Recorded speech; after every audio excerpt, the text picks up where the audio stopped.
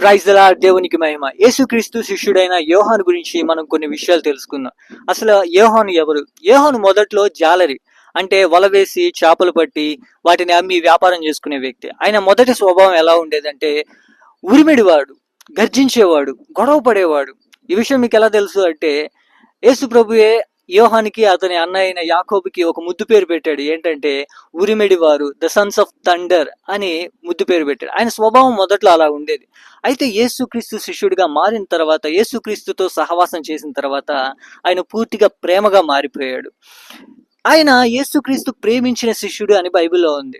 యేసుక్రీస్తు అందరినీ ప్రేమించాడు. అయితే యోహాను ఆ విషయాన్ని గ్రహించాడు. యేసుక్రీస్తు నన్ను ప్రేమించాడు అనే విషయాన్ని గ్రహించాడు.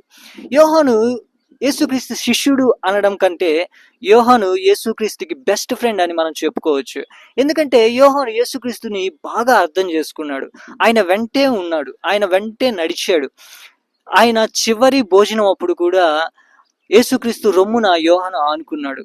ఆయన శిలువ మరణం అప్పుడు మిగతా శిష్యులు ఉన్నారు అనే దానికి ఆధారం లేదు, కానీ యోహాను అయితే అక్కడ ఉన్నాడు.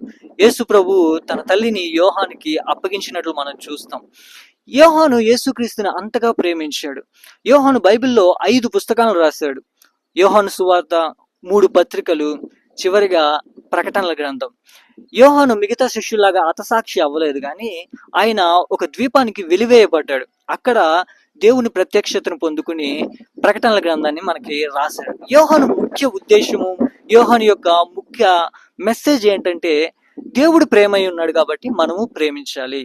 దేవుడు వెలుగై ఉన్నాడు కాబట్టి మనము వెలుగులో ఉండాలి. దేవుడి జీవము ఆయన్ని నమ్ముకుంటే మనకి జీవం వస్తుంది అన్నది యోహాను ఉద్దేశం.